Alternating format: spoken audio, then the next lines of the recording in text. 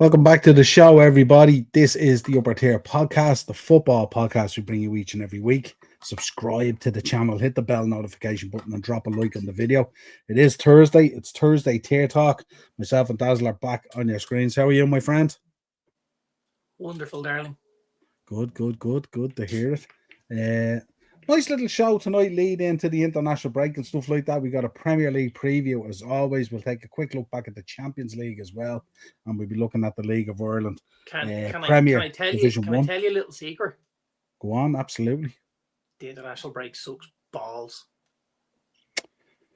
I said it already. I said it the other night on the match reaction, the Liverpool one. A lot of Liverpool fans at the moment really looking forward to these international breaks at the moment. No. Terrible. As bad as my football team might be, I'll never, ever look forward to an international break.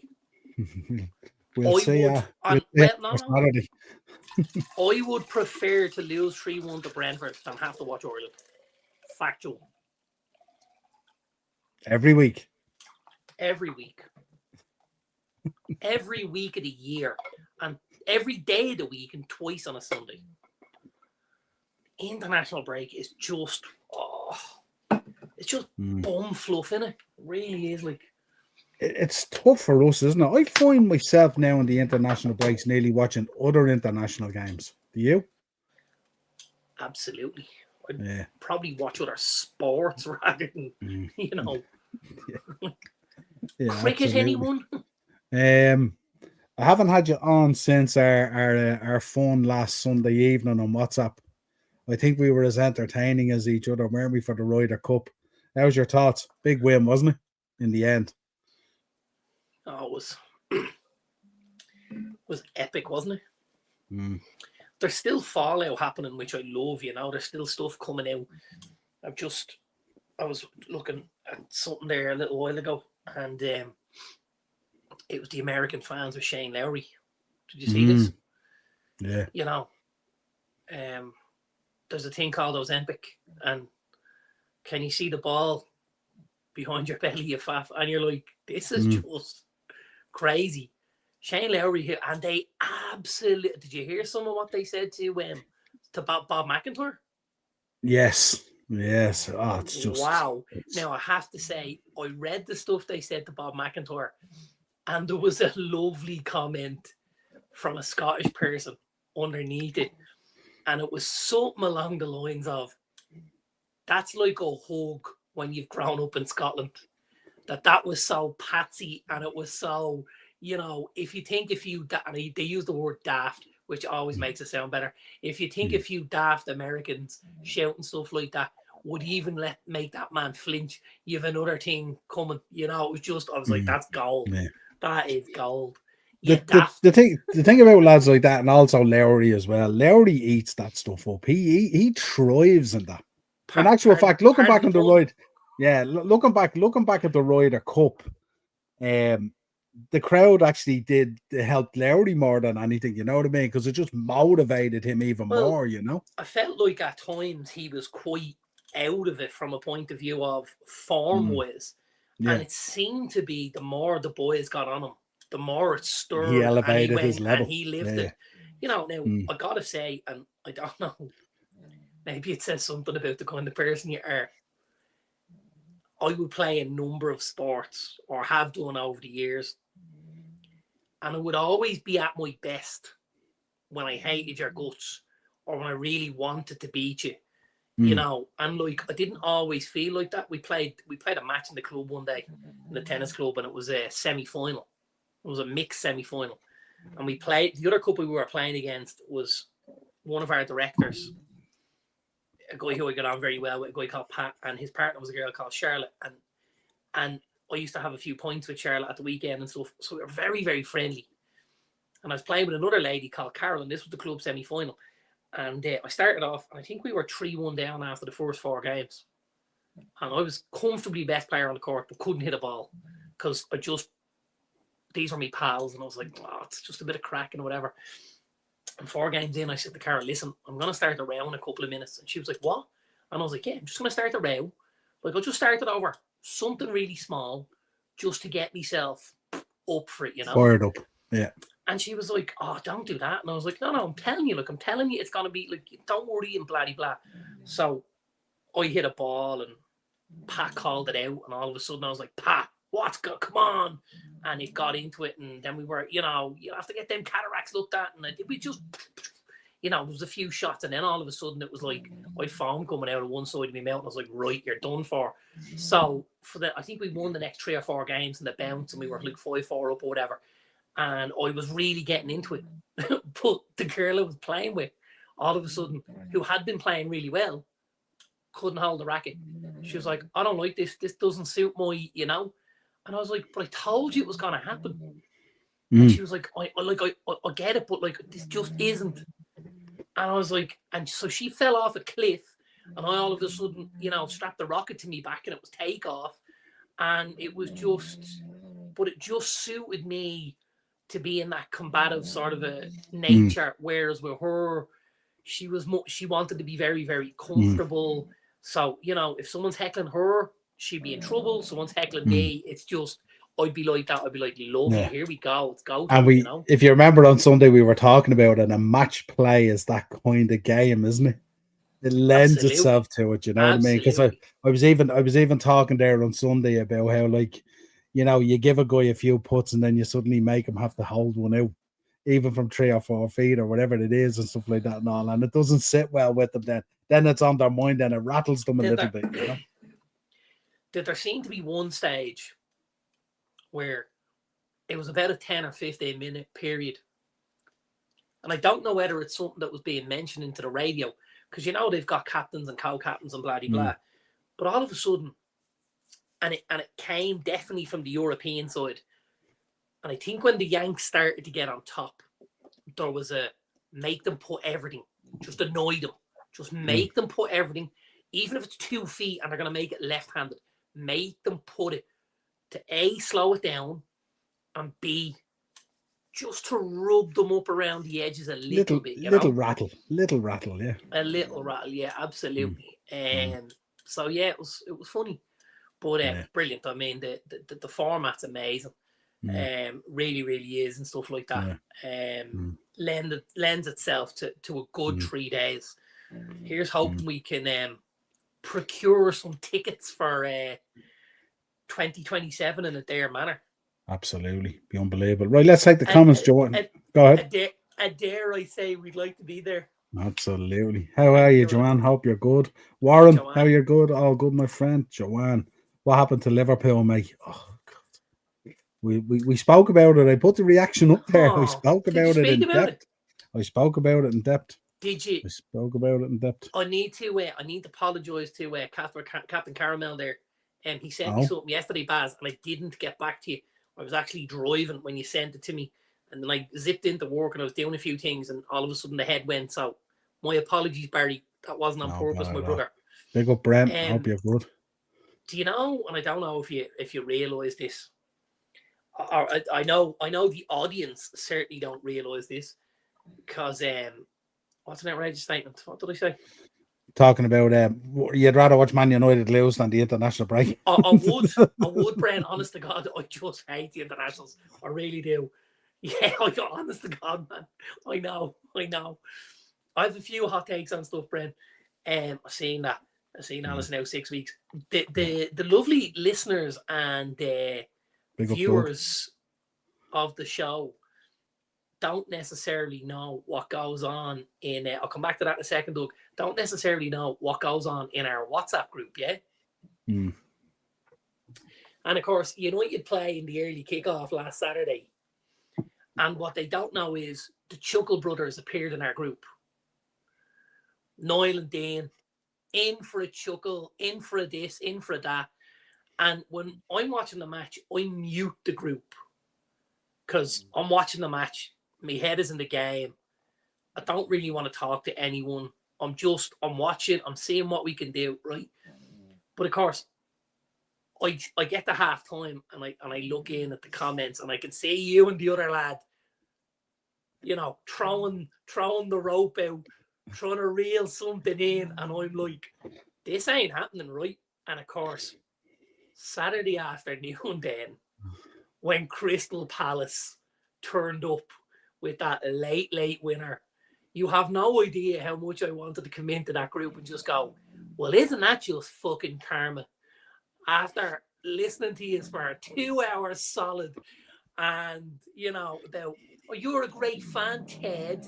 You're here all the time, win, lose, or draw. And I'm like, well, this lad keeps this up. I'm telling you, I'll be taking the train to Plain Connolly, and I'll be walking up there. Ted, you're a proper fan. And I'm like, yeah. Proper fans leave with 10 minutes to go in the game. Give over there now. So I was like, these two lads think I came down the Liffey in a basket, but I didn't bite. And I also, which I really feel great about, I didn't feel the need to go in with both feet after Palace got the winner either, which I very much could have. And I just sat back and I just went, I think it's going to be very quiet here for the evening. And it was. Wasn't that quiet? There was still conversation after. There wasn't much. The only conversation that was had was actually directly between the two. It was about the golf. But there wasn't much in the group on the Saturday evening. Not on the Saturday evening, but on Saturday, right after the game, there was definitely conversation. It wasn't good either. There was a bit of a hollow echo going on. Yeah, absolutely. What do you reckon, Lemons? Lemons, yeah, like I looked last weekend, and I think you're always looking as a manager opportunities of how you can get someone involved in a game. Oh yeah, lovely. Look at that quality. I love it. Thank you, Joanne. I have them a couple of weeks, so I said I may as well wear them. It's the screen I need them for. I was going to say something there. I was going to say, Lemons, yeah, I think we will see him this weekend. I think being at home and not necessarily being in a massive profile game where it's Chelsea or Arsenal or City or something like that, I do fully expect to see him this week. And I think kind of being there helped his cause last week, helped Lemons' cause. Did some good stuff in the game. Being there, in fairness, made a couple of good saves. However, like if I just look at the last goal, it's 2-1. You've missed the penalty to make it 2-2. You're pushing to get back into a game, and a lad scores from 20 to 25 yards down the centre of the goal. And I'm like, what am I watching here? Why is, and it was really poor for the third goal. Does it move?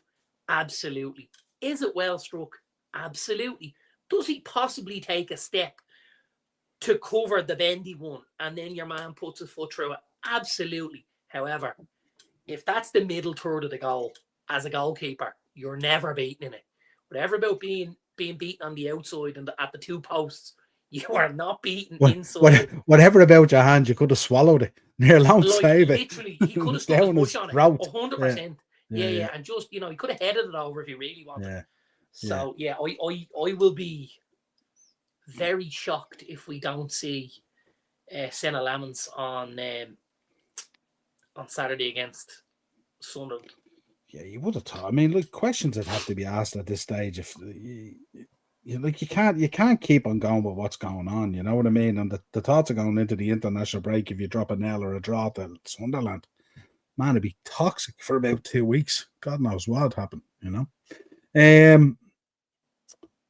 Right, let's go into it. Premier League preview. Let's get through it here. Starting off tomorrow night. Lovely game tomorrow night for us. Bournemouth versus Fulham. Don't forget, folks, I'll be doing a Chelsea preview, and we're also going to be following the Dundalk game and the Cove Ramblers game. So if you want to join me for that, I should be on in around 7:30. Andrew's just sent me something there on Instagram. And you guys may not know, but Roma are playing at the minute against Lille. Yeah. And Roma were awarded a penalty. And the Russian lad that plays up front, I'm not even going to try and butcher his name, Dabuka or whatever he's called, right? Took the first penalty. Lille keeper saves it, but it's retaken due to encroachment. Same lad, the Russian, stands up, takes a second penalty, is saved the second time, and is again ordered to retake it because of encroachment. They changed the penalty kick taker for the third penalty, and the keeper saved 3 penalties in a row to keep the games going. Is that mental? That is mental. That could probably be a first. I forgot to mention, actually, in the European football tonight, Aston Villa 0-0, 61 minutes against Feyenoord. Nottingham Forest 2-1 down against Midtjylland. Shelbourne doing well, 62 minutes gone 0-0 against Hackney. What makes this worse is Lille won the game 1-0. Okay, Jesus. Yeah, and just in the bottom game there as well, Rovers not going to be too happy. 3-0 down at Prague at the moment. That's Rovers in trouble. So there we go. Sean's in. Man United disappointing me as per usual. Oh, Sean, listen. It's very difficult to watch, man. Yeah. It's very, very difficult to watch, I have to say. From a point of view of the level of frustration that's building, you know. And like, listen, Spurs are in 4th on 11 points. We're 4 points off Spurs. The general scheme of things, it's nothing to panic about, but there's a frustration there amongst the fans at the minute. And I think I only spoke to someone on the way home about this. Villa just scored, by the way, one day. I'd plenty of time in the car journey home, and something I was saying to a fellow Manchester United fan was, I actually think Ratcliffe needs to come out and make a statement. Because I think as long as there's any uncertainty around Amorim, you're going to have chatter and you're going to have the system and the players and this and that. I think Ratcliffe just needs to come out and say, listen, lads, we have no appetite to get rid of this guy. We're building something from the ground up. We're building in the background. We're building in the dugout. We're building on the pitch. He will not be sacked. So we need to row in behind him and just put the message out there and just leave it so that there isn't this constant recycling of. Because again, the week we beat Chelsea, everything went away. We lose then to Brentford, everything's back. If we win this weekend, everything goes away. You can't be that fickle about it. It can't be result to result, you know? Not for me anyway. Absolutely. Yeah, we'll talk about it when we get to the game anyway, in a bit more depth anyway. So start off tomorrow night, Bournemouth-Fulham. Bournemouth-Fulham. Great game for a Friday night as well, isn't it? This will be a good game for Friday night. Now, the only thing that might impact this is, you know, there's a bit of weather on the way. And I believe between Friday night and Saturday, there'll be quite a bit of inclement weather with rain and wind and stuff like that. So it might play a little bit of a part in some of these games. I think I'd have to favour Bournemouth here, being at home. They're a good side at home. Fulham, for all they've done this season, as well as they've played, you know, they've picked up 8 points. We're lauding Fulham. Not that they're not doing well. They're doing very well. But sometimes, you know, we're talking about how well Fulham are playing, but they're not getting results. Yeah. You know, whereas I think the opposite with United, it's like, oh, well, they're not getting the results. And you're like, well, they're playing okay, though. You know, it's got to be, you know, it's... So, yeah, listen, I only see Bournemouth getting over the line here. I think Bournemouth 2-1. Be a tough game, but I think Bournemouth for me. I think with both these teams, win, lose or draw, we rarely come out and go a bad performance. You know, generally they still play well. Maybe they're just a bit unlucky or the decision goes against them. I thought Fulham were pretty poor last weekend against Villa. I watched the whole game. Yeah. It is the first time this season, and I would agree with you wholeheartedly and say it is the first time this season that I looked at them and thought that was a bit poor. You know, but it did happen. You know, but definitely I think most of the time, and these guys are two of my favourites. So Marco Silva and Antonio Raiola, these are two of my guys. So I think they're doing absolute sterling work with both clubs. And I don't think either fan base has anything to give out about, to be honest with you. Yeah. Leeds, Tottenham. Yeah, like Leeds coming off a good result last week, home against Bournemouth, getting a draw. Unlucky not to get the win. And Spurs coming off a not so good result with Wolves, where they're home. You expect them to go and win the game. and then they drop a couple of points where they're not able to break Wolves down and stuff like that. So this is a big game for Spurs because they were in quite a war against Bodo as well. Yeah, they sure were. I think it's Spurs at the minute. The only issue I see, they've 100%, 110% become a more solid outfit. They're conceding less goals. They're conceding less chances. They look more. They look like the structure is much, much better at Spurs. However, something Spurs have done very well over the last number of years, even in the absence of Harry Kane, was they always found goals. And at the minute, they're finding goals a little bit hard to come by.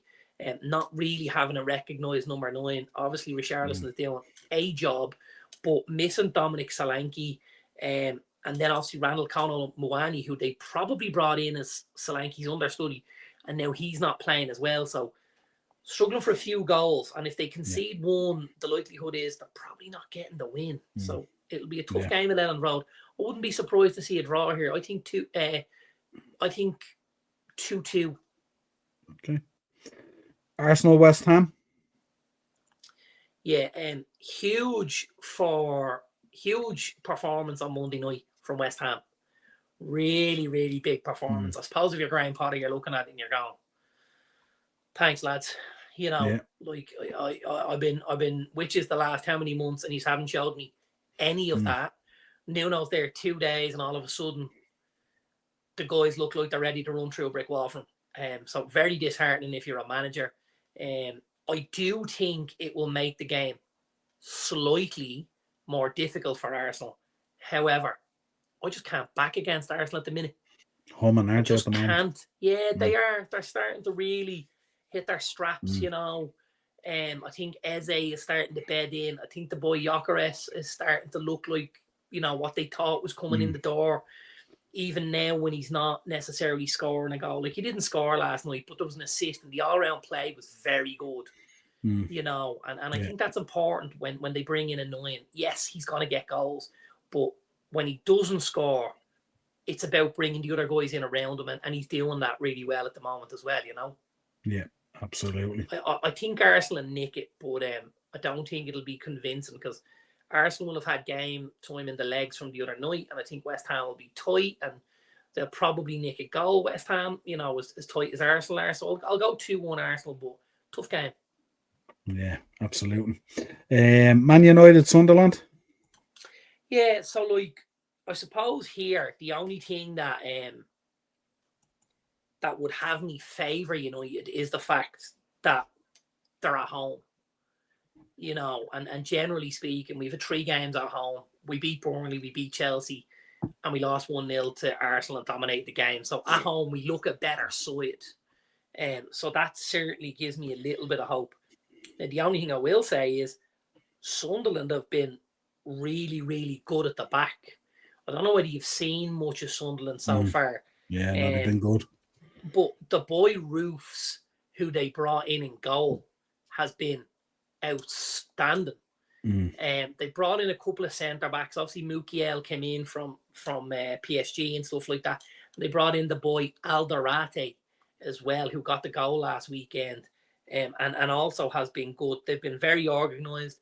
I think whoever was at Sunderland and decided to bring Granit Xhaka in to the club, it was a stroke of genius. Master stroke, yeah, absolutely. Yeah, so we talk around here all the time. How many times have we spoke about Chelsea and needing experience? Yeah, but not only that, I think they were clever because, he's homed while he was at Leverkusen. He's played in the league. He's one of those 7 out of 10s every week, right? He's just that level. He doesn't have shockers, and he never has worldies, but he's just 7, 8 out of 10 every single week.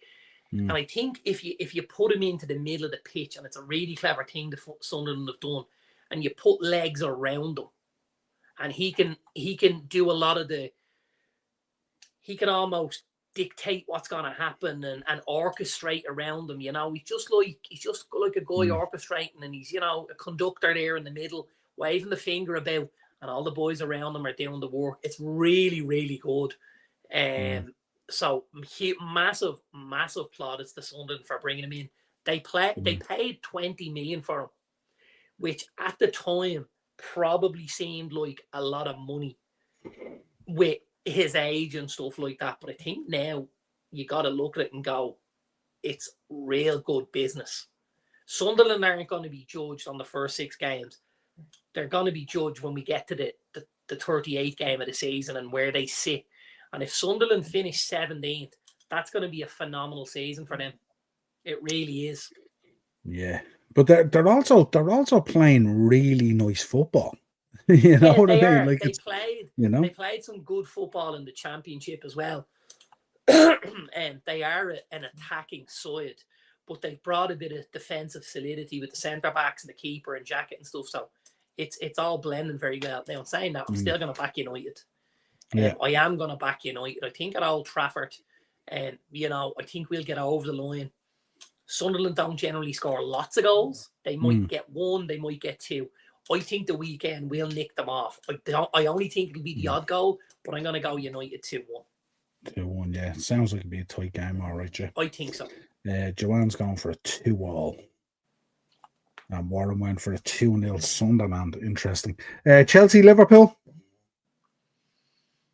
Yeah, so funny game. Funny game for me here, because I just look at Chelsea and I'm still not sure at the minute. Now I know they've got injuries, and Delap and Palmer and stuff like that, and Jackson left the building, and there is a little bit about that. But at times I'm looking at the team and I'm like, what am I looking at here? Like the boy Buenanote's came in and he seems to be getting a slot in the 10. And then Garnacho played the other night and Neto played, but there doesn't really seem to be a nailed on 11 week to week. That's there's a lot of changes, and I think it's difficult for them to build any real momentum. Yeah, they go from, and plus they've also now had 3 sendings off 3 games in a row. João Pedro, Trevor Chalobah, and Robert Sanchez, which is huge. Yeah, different competitions and whatever, and different. The suspensions will be different and whatever, but like still very, very difficult. When you're going in with 10 men, so I think it's difficult to judge where Chelsea are at the minute. Liverpool have obviously had a couple of poor results, and performances haven't been great either. I think even when you guys were 5-0 in the league, the performances weren't where Liverpool fans would have expected them to be. Nowhere near. But I think, and I spoke about this, and because I beat this drum to death over the summer. I did worry slightly about making wholesale changes, is what I viewed them as. Now listen, there's a couple of those changes you just can't help. Trent is leaving the club either way. That can't, there's nothing there. And obviously, the tragedy with Diogo Jota and stuff like that, that's something else that you can't help. I think then when you go and when you sell one of the starting 11, which is Luis Diaz, you now have a third of your outfield players that you have to replace from last year. From your starting 11, there's 3 out of the 10. Like, I've got it right. I've got to plug that right back spot. They haven't done it yet. Neither Frimpong nor Bradley has convinced me. They've taken out Robertson or Tsimikas on the opposite side, and they've put in Kirkes. Hasn't convinced me yet. You've Virgil having to do an awful lot of work across the back line because the 2 lads haven't worked out, and the boy beside him has his head somewhere else. Gravenberch came in, got injured. They lost a bit of the balance with Szoboszlai and McAllister. Obviously, McAllister was out with the baby and stuff, and Szoboszlai's played in at right back, and then you're trying to shoehorn Wirtz. There's so much going on at Liverpool. There is just so much, and I'm just like, and obviously then you add into the mix this week, it's the injuries and stuff like that. It's Alisson was the first injury, and who was the second one? Ekitike, and you're kind of like, for me, if I'm a Liverpool fan, the 2 best players you've had on the pitch so far this season have been Ekitike and Szoboszlai. For me, right? and Alisson. Yeah, well, Alisson's been good, but he's just been a constant and ever present. It's not anything out of the ordinary for him. I think Soboslai has been excellent. His work rate and his endeavour is phenomenal, and obviously able to fill in anywhere across the pitch is amazing. But Ekitike was a real shining light. And I think stuff goes downhill, obviously, in the Carabao Cup game when he takes the red and there's a little bit of frustration, and then all of a sudden he gets injured, and now you're like, does this ruin, does this smudge the start for him a little bit now? And if it does, is he back? Has it set him back a little bit? You know what I'm saying? Because listen, after 3 games, you're looking at this and you're going, this kid is going to be massive for Liverpool. He certainly him getting sent off was a real problem for us, because then we didn't have him as an option, and that's kind of where it hurt us. Whereas he would have been great, even if you hadn't planned to start him, to have him as an option, even to come on, would have been very beneficial. But we didn't have him for that, and that kind of hurt us a little bit, really, because you do need those options at times when things just aren't going your way to change it up a bit. But yeah, it's hard to call. And somebody I haven't even mentioned, we've spoken about all of that. And if you look at all of that and then you factor in that Salah has just, kamikaze dived off a cliff for someone, why, I don't know. Is there a fall off from the Jota thing? Absolutely. I think it's a possibility. I do. If we look at the first night at Anfield against Bournemouth, you remember the scenes and you remember Salah and how upset he got and stuff like that.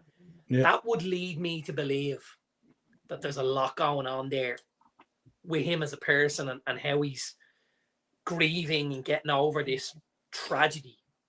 Well, as we said, sometimes when you experience that and you're in the height of it, football isn't necessarily the most important thing in your life. And absolutely. That's really the problem, if that's the mentality going onto the pitch. And look, the thing about it is, the other night he was benched and we were still equally as poor. So I think at the moment, what happens is, I don't think it's necessarily any individual player. I think what it is at the moment is, I think it's just Slot this season is spoiled with options, whereas last season the 11 nearly picked itself week in, week out. Absolutely. And I think the problem now that he has options, I think he's become a bit like Ranieri. He's become that tinkering kind of man, and he's trying to figure it out. I think he's searching for his best 11. And due to performance, he hasn't been able to work that out yet. Yeah. He has all the best ingredients, but he hasn't worked out what meal or recipe he wants to present. And that's the issue, really. And he's still trying to figure it out. So, but we will. I think so. I'm going to go 1-1. Yeah, 10:30, 10:30 as always. I'm glad the Cats are well, Joe. Absolutely. Yeah, 1-1. So into Sunday. Got to be some festival of football on Sunday, haven't we? 5 games. Mental. Nice. Starting off, Everton versus Crystal Palace. Again, going to be another real good game. Sorry, I wonder, are any of them late? Hope they are. They go right through, I think. Is there an 8 o'clock one? Is there an 8? There's not. 4 of them are on at 2 o'clock, and there's 1 at 4:30. It's only Brentford and City 4:30. The other 4 are all like at that. Why don't you stagger it and just do 4:30 and then do 8 o'clock and give us an extra? Give us a 12:30 game. Or give us a 12:30, a 2. No, do a 12, a 2, a 4:30, and an 8, and stagger it all the days so we don't have to leave the couch. Like, lads, come on here. Yeah. Right, Everton Palace. Everton Palace. Why don't we have Everton Palace there? Oh, that's it. It's coming up the other way. Sorry. Everton and Palace. Yeah, listen, Palace obviously in great form. Everton still playing well under David Moyes, still doing very, very well. Looking like they're going to coast through the season without being in real trouble, which after last season and moving into the new stadium and stuff, I think they'll be delighted about. I think we've a draw here, to be honest with you. I think it'll be, they're 2 teams that both struggle for goals at times, but they're 2 teams that are very, very well set up and make it difficult to break them down and to score goals against them. So I think I'll just go 1-1 here. But I do think it'll be a decent game and plenty of players on view to watch and kind of think what could be if they got to your club, you know. And Glasner in the last year of his contract on Crystal Palace as well, and huge links with Man United at the moment as a potential replacement for Amaral. So, how would you feel about that, Glasner? Yeah, listen, I think it's big step up though, wouldn't it? If I would feel it was a bigger step if he hadn't have already played in the league. You know, like if he'd have come and done a similar job at, I don't know, Real Sociedad, right? I would have worried. The fact he's played in the league, I think, is massive. He's obviously won the trophy at Palace. He's now got the European football going on, and I think that when the two things that are really important to this is he was Eintracht Frankfurt manager when they won the European trophy a couple of years ago, yeah? And a lot of football people felt it was a massive coup for Crystal Palace to be able to get this lad, Oliver Glasner, because he was linked heavily with Bayern Munich at this stage. And a lot of people were like, this is phenomenal from Palace. It'll be a stepping stone for him to go on and get one of the bigger jobs. Now, at the minute, it looks like that. I think the other thing from a Man United point of view we've obviously bought a lot of players with the formation and the system in mind. It's the same system he plays at Palace. He's just doing a better job of it right now. And that's where there's a little bit of frustration from my side where people are going, you know, the system won't work. And I'm like, the team third in the league are playing the same system. What are you talking about? The team that beat, Man City in the cup final last year play the same system. The only team currently unbeaten in the league. Right. So like this does work. You know, like if we look at it with Palace, the thing with Palace is they've a lot more square pegs and square holes for me. That Tarek Mitchell and guys like that and all. Well, Mitchell and Munoz are, you know, two absolute workhorses as the wing backs. Wharton, Hughes. Wharton's a guy who we've been linked with because he can do the job. You've Dean Henderson, who's been one of the best keepers in the league for the last 18 months to 2 years. They have a great structure for that formation. You've Mateta up front, and you have the boy Mark Ahey, who probably gets into every team in the league. Yeah. So there's a lot to do with, yes, they're Crystal Palace, and yes, they haven't spent as much in their squad, but they still have the right shape pieces to make the puzzle look a certain way, you know? Yeah. And that's kind of where I would give a little bit more rope to Amarin than maybe some of the other United supporters, because they see a good player and they go, yeah, but we have this guy, and you're like, yeah, we do. Great footballer. Doesn't fit the profile of what's needed to play the system. So why are we, you know? Yeah. And also Palace picking up, I think they won this evening as well, 2-0, didn't they, or something like that? They did. They won 2-0 as well. Yeah, that's right. Yeah, absolutely. Right. So big win. Yeah, we do remember the old Thursday nights can hamper people a little bit, but I still think they'll get something out of it. I think 1-1. Yeah, and they know they're going off an international break as well, so that'll probably help the cause as well. Just to keep you up to speed here, Villa have doubled their advantage there. Of course, John McGinn, Mr. Consistency. I think I love John McGinn as a player, actually. Nottingham Forest 2-1 at the moment against Midtjylland. Shelbourne still 0-0 against the Swedish team, and just to the sister ringing me again. Doesn't realise I'm podcasting on a Thursday night. I only do it all the time. You didn't get the memo. I know, yeah. I'm going back here, and then Shamrock Rovers have pulled one back. It's now 3-1 in Prague. So there we go. Against so Sparta are a good team, man, and they've got so much experience in that European competition. And a tough place to go. A real tough place to go. So, you know, Rovers could get another goal there, pull it back to 3-2. They might be a bit more buoyed about bringing them back down to Tala. That would be for sure. But we shall see. They don't have to bring them back to Tala. Oh, sorry, it's the league. Sorry, I forgot you. Yeah, absolutely. Aston Villa Burnley. Aston Villa Burnley.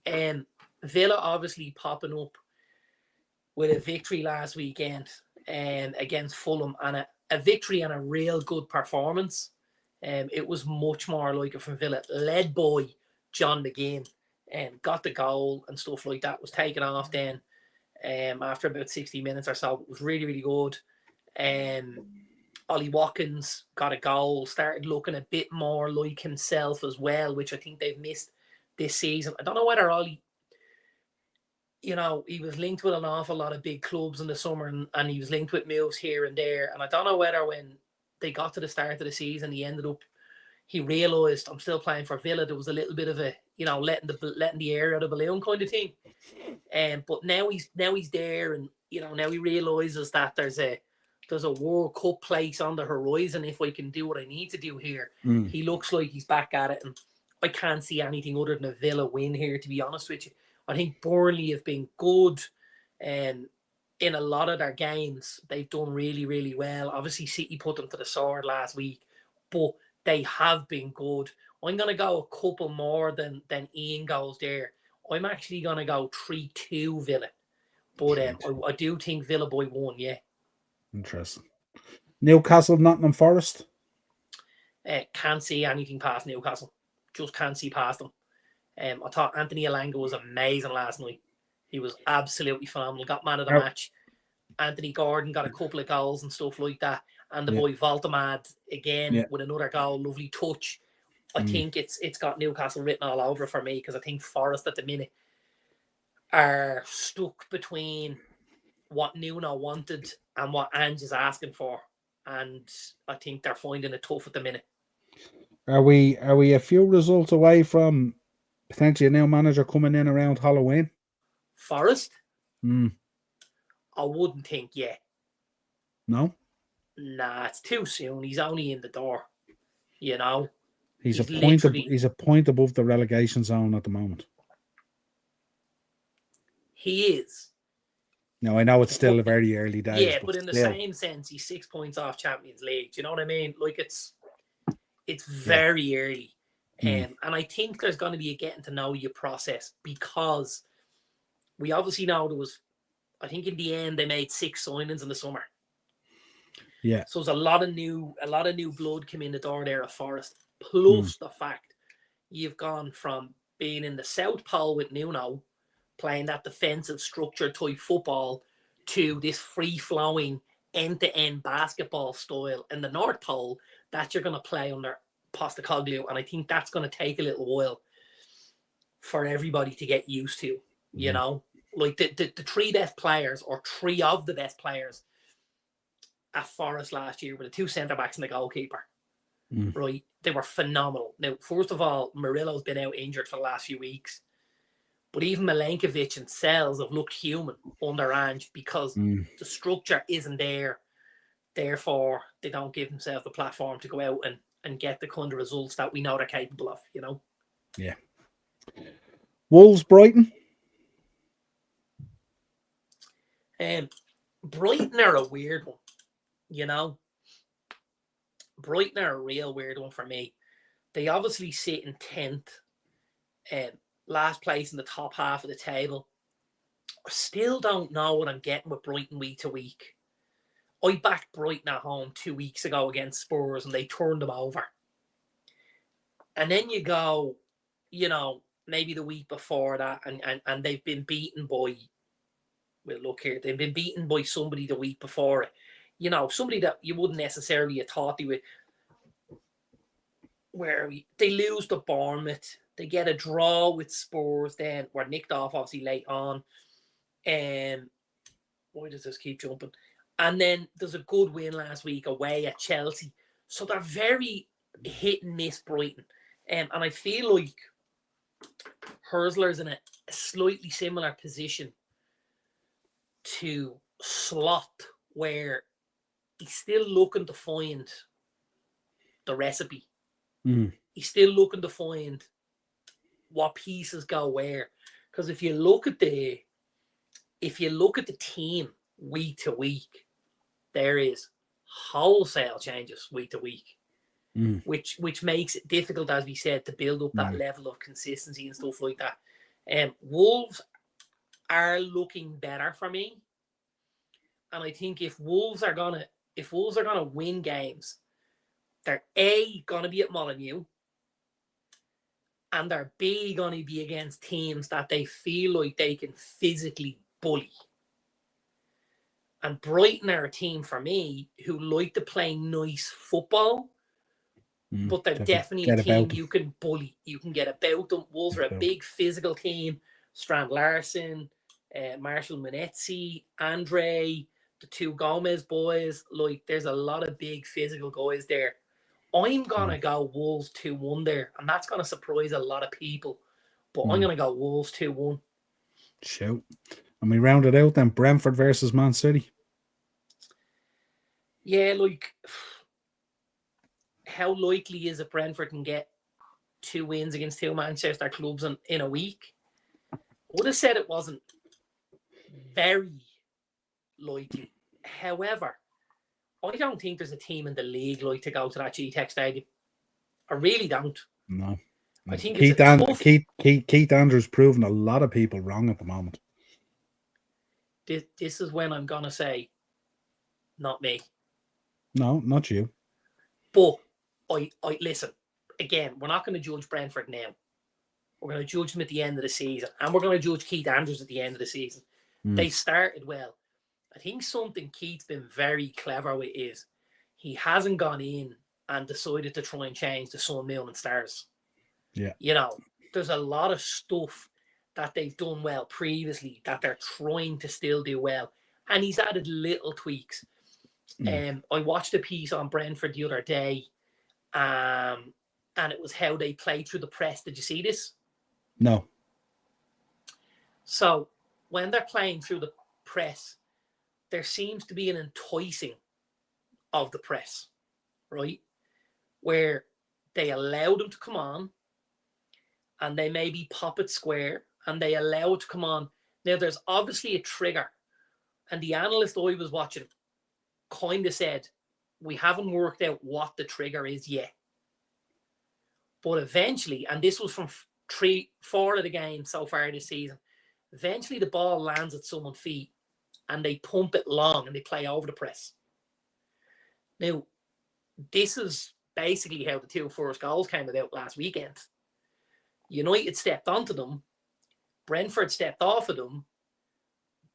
And Jordan Henderson with the first ball and Nathan Collins with the second ball into a different area that was recycled at. But it was the way that they're soaking up the pressure with the 3 at the back. There's a little bit of tack at the back, and eventually it ends up at someone's feet. And when the other team has stepped on enough, boom, release it over the top. And the analyst looked and just went, it's just really simple. They're not really trying to, we could try and play out past the press, but how many teams have we seen recently overplay and because of that get themselves in trouble, right? Listen, it's most teams in the league where Brentford have no issue with going, well, we're going to ticky-tacky for a little few, and then eventually we're going to get to a stage where, we're all back on side, and then we're going to launch one and get them turned and just relieve the pressure and see if we can press from there and collect. It's just really well done, really clever. Be interesting to see how they deploy that against a City team who like to play on the front foot and push up as well. So it should be interesting. Yeah, it should, absolutely. Now, the one thing I will say is they're not going to play Erling Haaland every week. And at the minute, this is quite comfortably the best version we've seen of him at City. He is outrageous. It really is. Goals, work rate, everything at the moment. Everything is just, Penny has dropped, as they say. Penny has dropped. Yeah. He's certainly becoming a much more complete forward, that's for sure. Absolutely. What are you going on this then? What am I going on this? This is a good question. Go on, we'll go 2-2. 2-2. Happy days. Just to let you know, Villa have won 2-0. Forest got beaten 3-2 by Midtjylland. Shelbourne 0-0. And Rovers got beaten 4-1 in Prague tonight against Sparta. they're your latest, or that's your full times for that. Champions League. Anything thoughts that and stick out? Anything?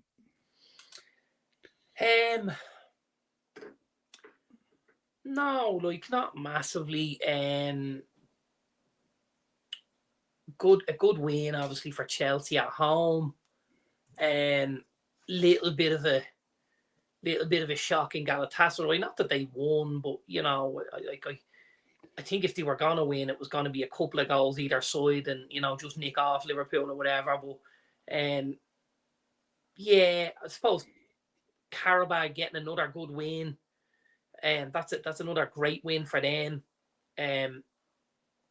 Arsenal taking along PSG, the holders with a real good snatch and grab against Barca.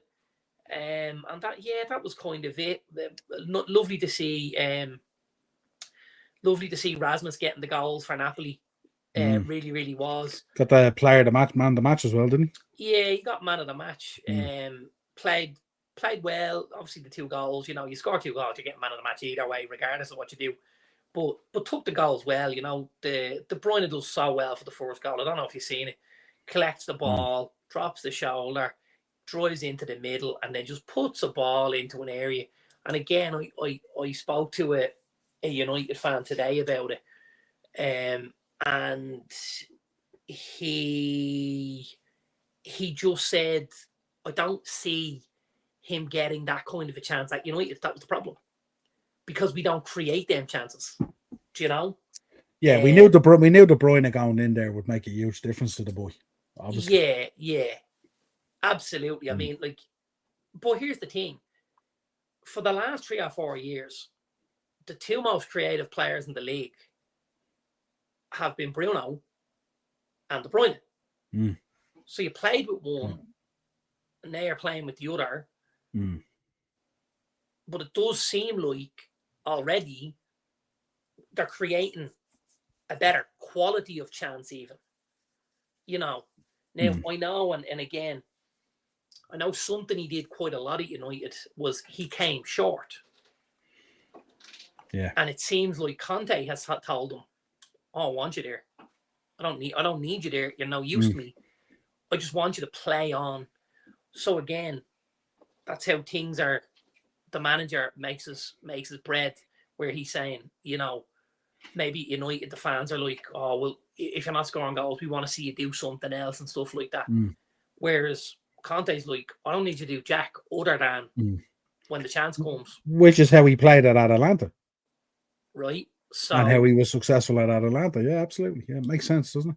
So players don't become bad players overnight. I'm really fickle about this. They don't become bad players overnight. However, but you guys we don't have matching glasses. Not at all. We don't. Not even close. No, because I'm going to be a dickhead here, because mine are Vivian Westwood, just saying. Yeah. And mine are Vivian out of the young ones. There you go. Footballers don't become bad. There's always a reason why something's not working, be it a system, a formation, the league they're in, the manager that they're playing under. There's always something. And if you can find out why, you can get that player back to where they are or where they need to be, And as you've often said as well on the podcast, nothing like a game of Europe in Europe to open up a bit of space for you and give you a bit of confidence. Absolutely. Yeah. There we go. There's 2 big reasons for Hoyland's situation. The Premier League is harder, even defensively, and while Bruno created a lot of chances, most of them fell to Ahmad and Nacho. Good few fell to Rasmus as well. Sometimes he just didn't take them. And again, it could be the weight of the jersey. It could be anything. It could, maybe the young lad didn't settle. It could be anything. Towards the end, there was definitely a part of that, Ted. Yeah. Yeah, 100%. Whereas the boys at Napoli just seem like if Conte says there's a flaming house, walk through it and come out the other side, they go, okay, cool. Yeah. Well, you do it or you're never seen again. Well, this, I love last weekend, he brought De Bruyne in, and De Bruyne is obviously the star of the show now, and he brought De Bruyne off last weekend. De Bruyne had a little bit of a huff, and I think he kind of said, well, if he was huffing at himself, I'm fine, but if he was huffing because he's coming off, we have a problem. And then obviously you look during the week, and De Bruyne plays and there's a couple of assists, and it's. Yeah, but De Bruyne has to accept at this stage in his career as well. He has to be protected at times from himself. He's come off a couple of really bad injuries as well, and he's lost an awful lot of football in time. Which I personally think was the cause of him ending up at Napoli. Because don't forget, if he doesn't have those injuries, and he's still absolutely humming in that Man City team, there's no way Pep's letting him walk out the door. No, he became dispensable. And from the early days of last season, or the midway through even, it was very clear Pep wasn't overly bothered about him exiting the building at all. Like, I think he's saying that not so much saying the writing on the wall, but saying at that level in the Premier League, it's different. It was tough.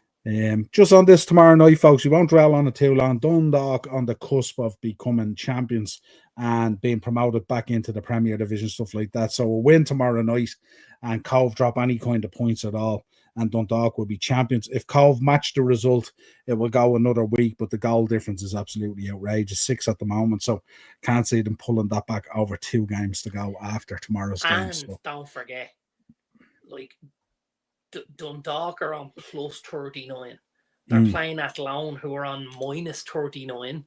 Plus Cove play the team just below them in the league. So from a week of fixtures, Cove certainly have the tougher one than Dundalk do. And I wouldn't at all be shocked to see Dundalk beat Athlone and to see Cove drop points, maybe draw with Bray, and that would be enough to see Dundalk back in the Electricity Premier League for next season. Absolutely. And Marky's talking to John Temple as well at the moment about coming on the podcast. So it'd be great to have him on after Dundalk get promoted back up and win it. Yeah, absolutely. Absolutely kill. Ted, I think KDB was annoyed being hooked, and at the time was annoyed about it happening. But looking back, I'd say he would agree. It's just in the moment. Nobody wants to be hooked. Yeah, he's long enough in the tooth to understand what's being done there. It's nothing personal, especially not with KDB. The man is still quality. He can be a little bit petulant now and again. Just a little bit. Yeah. And it's a kind of like it's that kind of slap kid's face, isn't it? Really on him when you see it, like at times, Little Tintin looking motherfucker. Yeah, absolutely. Ted, if you have your bets ready, drop your bets in there. Darren, have you got our bets? Yeah, drop your Teds in there. Drop your bets in there, Ted. Yeah. Drop your Teds in there, bet. Yeah, good man, Ted. Fair play to you. You drop them in there. Sorry, guys, I was busy working the last couple of days and just wasn't able to get around to it, Not used to it. No, I know, yeah. Struggling. Did you do bets now? No, I didn't know. No. I have 2. Thanks. 2. And I had 2 last week when you didn't, so we're all safe. No, I had bets last week. I didn't have bets the first couple of weeks. Grand. Yeah, there you go. Yeah. Bit of this, bit of that. Now, if we could just get the images to come up, that's the problem.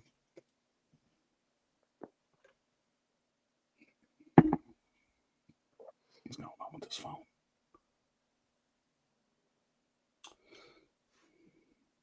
Give me a second here now.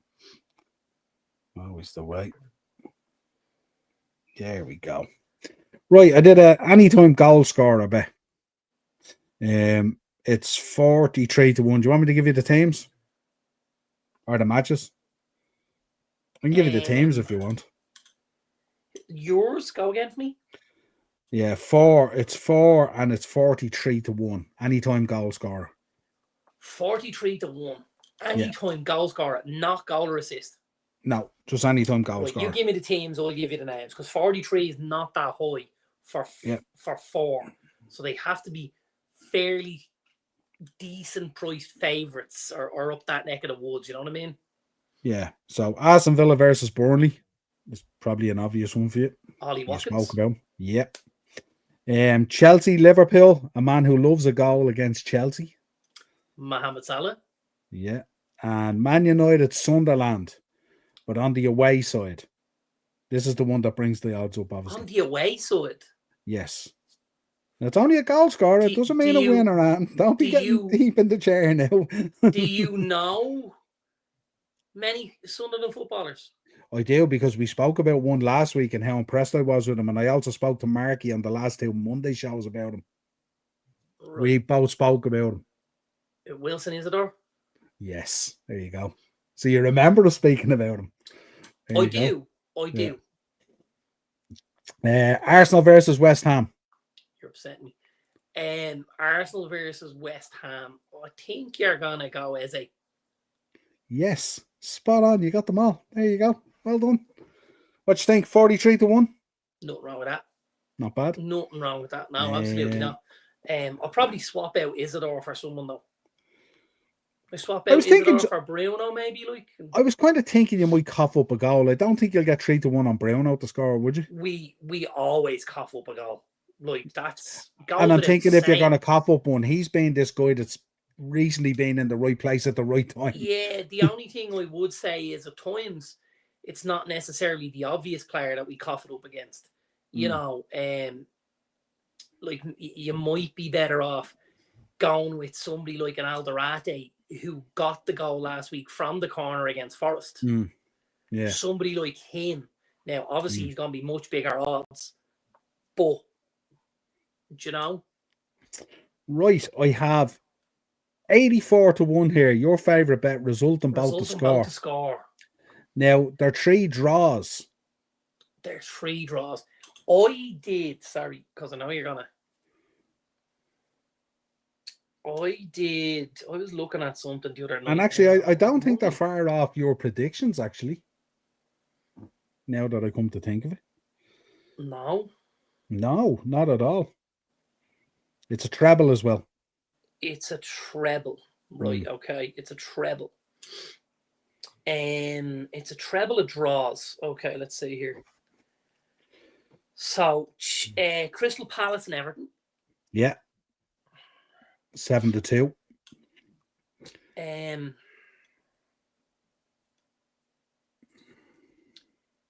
Leeds and Spurs. No.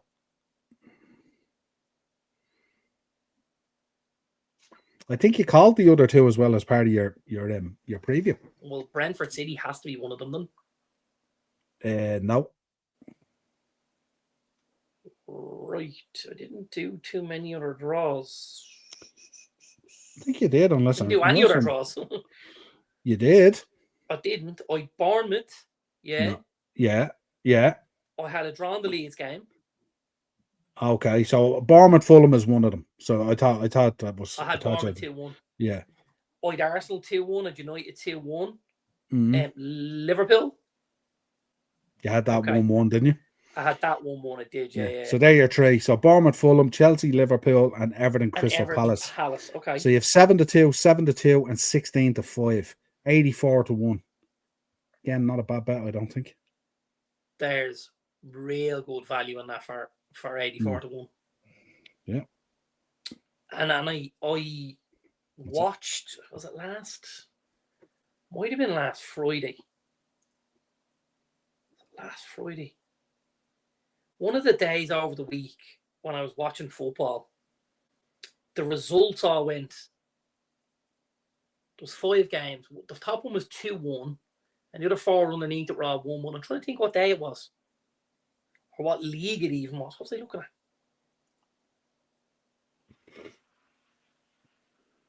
I don't know. I'll have to look during the week. Fulham, Spurs, Everton, and Brighton. This is 50-1. I presume that's a straight up backer. That's a straight up backer. No, it's not. No, it's not. Is it not? 50-1 on that. Not a chance. Because the next one is his goal and assist. So this must be just straight up goal scorer. Is it anytime goal scorer? Or it's definitely not an accumulator. There's no way you're getting 50-1 on 4 teams to win. If there is, there's not a chance. Because look, yeah, no, the 50-1 is the straight up backer. Yeah, there you go. So I was thinking that. Yeah. Fulham away at. So you went against 2 of them. You went Bournemouth, and in the Brighton game you went Wolves, didn't you? I did. Yeah. And I went draws in the other 2. Draws in the other 2. So there you go. Maybe that's what brings up your odds then.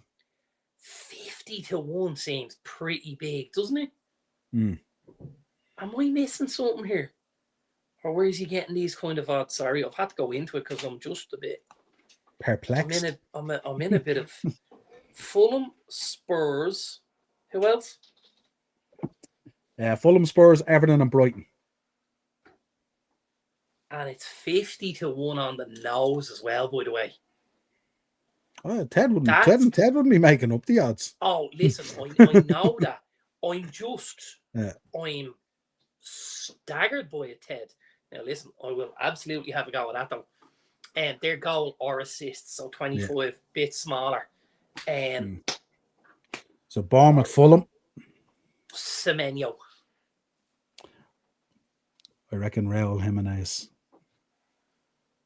Can you see the comments? Are you stitching me up here? No, there's nothing there. It's only Iana's comment and the 50-1 straight up back. Leeds and Spurs. And Dominic Calvert-Lewin. Everton Palace. He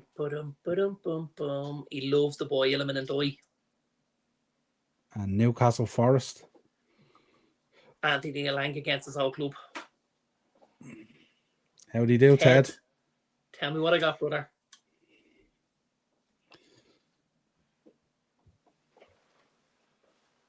Zero out of 4. We go again. Right, you're gonna, Ted, just give me the team from each one. Will you make my life a bit easier? Yeah. Just like, you know who he also likes? You know who he also likes? And we should realise this because he's gone Fulham and Spurs on his bets, by the way. So I probably should have learned off that. He's absolutely an Alex Iwobi fan. That's right. You had him a couple of weeks ago, didn't he? Yeah. In the Spurs game, I suppose. Spurs, Bournemouth, Everton, and Newcastle. Spurs, Bournemouth, Everton, and Newcastle. Right. So he Brennan Johnson. Brennan Johnson and Spurs. Or Kudus. Possibly Kudus. Brennan Johnson, I'm going. Bournemouth, I'm going. Evan Nilsson. Everton is Grealish. It could be Grealish, but that's fairly obvious. I'm gonna go Dewsbury Hall, and then Newcastle. I'll go the boy Valtamati. He's very good. I like him. Very tidy for a guy that size.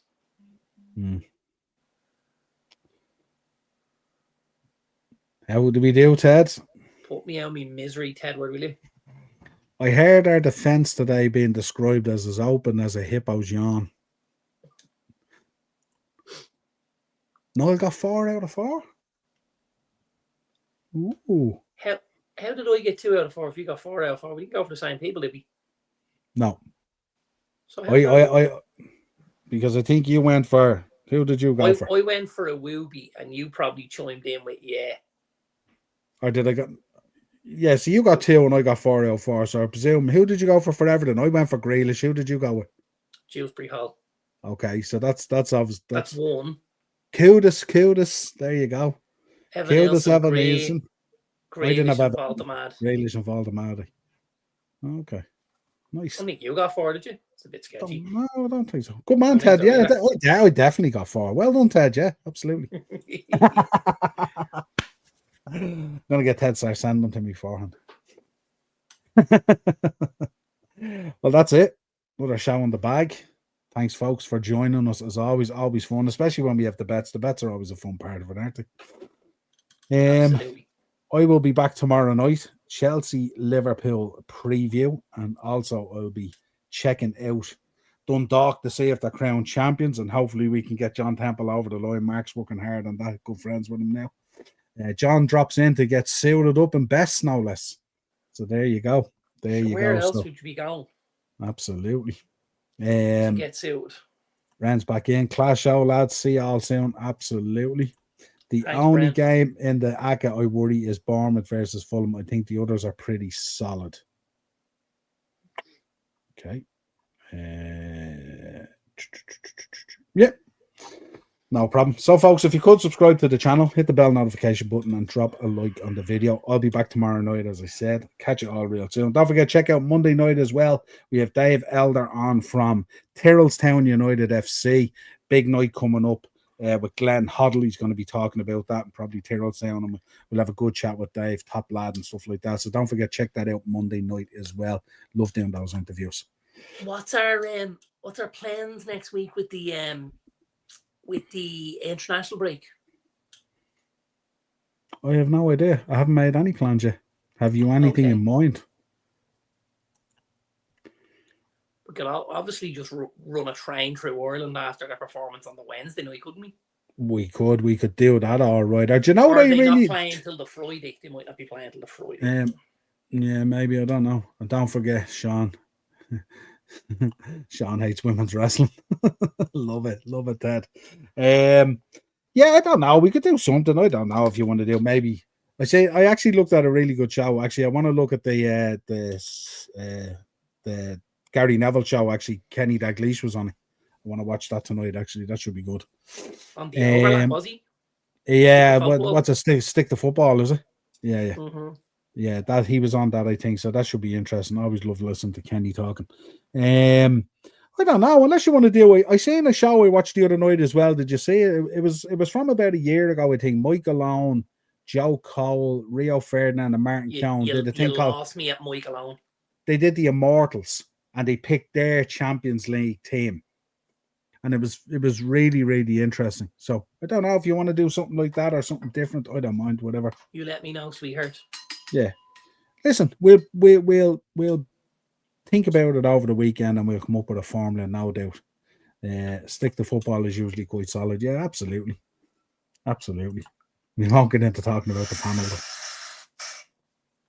We won't. Absolutely. Get myself in trouble like I did last week.